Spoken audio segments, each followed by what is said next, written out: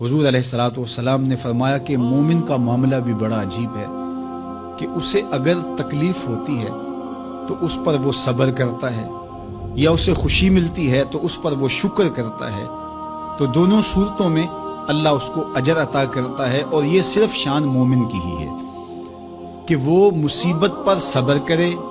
बल्कि फरमाया कि मोमिन के पाँव में कांटा भी चुभता है तो उसका भी उसको अजर दिया जाता है, उसके दर्जे बुलंद होते हैं, उसके गुनाह माफ़ कर दिए जाते हैं, उसकी ख़ताओं से दरगुजर कर लिया जाता है। लेकिन ये मशरूत है उस तकलीफ़ को सब्र के साथ बर्दाश्त करने से।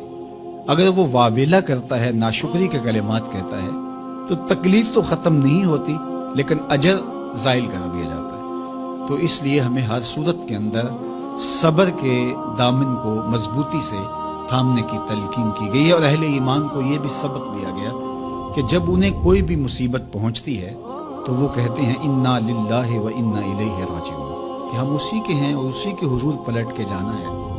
तो ये वो अमर है कि जो उनकी तबीयत के अंदर ठहराव पैदा करता है और उनकी ज़िंदगियों के अंदर अल्लाह ताला जल्ला शानहू पर जो यकीन है उसका पता देता है।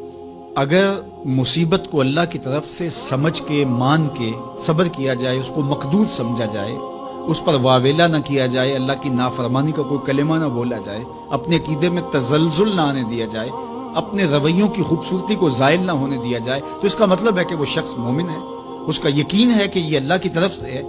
तो फिर उसके यकीन के सिले के अंदर अल्लाह उसको फिर हिदायत क़ल्ब का चराग़ा नसीब करता है। और फरमाया वल्लाहु बिकुल्लि शैइन अलीम, और अल्लाह हर शय को जानने वाला है। उसे पता है कि किसी पर मुसीबत नाजिल क्यों करनी है, और इस मुसीबत से उसका इम्तिहान लेना मकसूद है, उसके दर्जों को बुलंद करना मकसूद है, उसके गुनाहों को माफ़ करना मकसूद है, उसको किसी आजमाइश में डाल करके उसको मज़ीद कुंदन बनाना मकसूद है, या उसका क्या मकसूद है, उसको सज़ा देना मकसूद है, ये उसे पता है। तुम्हारा रब तुम्हारी तरफ आने वाली जो तकलीफ़ें हैं उनके अंदर हज़ारहा पिनहा हिकमतों से वाकिफ़ है। यहाँ ये बात भी समझने के काबिल है कि जो शख्स मुसीबत के आने पर सब्र और इस्तिकामत के साथ उससे निपटता है और अल्लाह पर जो उसका यकीन है उसमें तज़ल्ज़ुल पैदा नहीं होने देता। कुल्लु मिन इंदिल्लाह, ए महबूब फरमा दीजिए जो कुछ है वो तुम्हारे रब की तरफ से। ये उसका ख्याल और फिक्र है कि ये मेरे अल्लाह की तरफ से, तो फिर उस मुसीबत को टालने वाला भी वही है। तो अगर ये उसका अकीदा पुख्ता था तो फिर वो मालिक की दहलीज छोड़ के, मालिक की चौखट छोड़ के किसी और दहलीज पे नहीं जाएगा, किसी और चौखट पे नहीं जाएगा।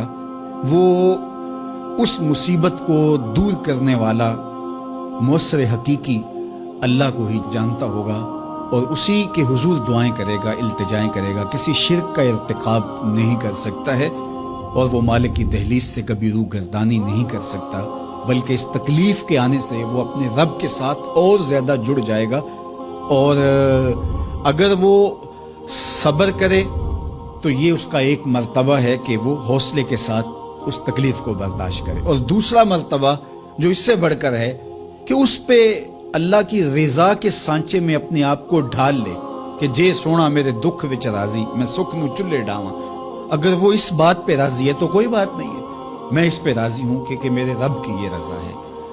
तो ये दोनों चीज़ों का मिल जाना, या दोनों में से किसी एक का मिल जाना, ये अल्लाह की तरफ से उसको दिया गया इनाम है जो इस मुश्किल हालात में उसको हासिल होता है।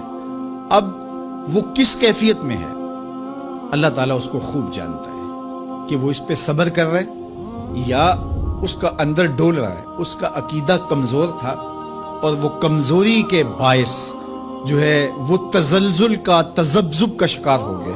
तो ये तुम्हारा रब खूब जानता है। तो तुम्हारे सीने के अंदर छुपी हुई कैफियत तुम्हारे रब के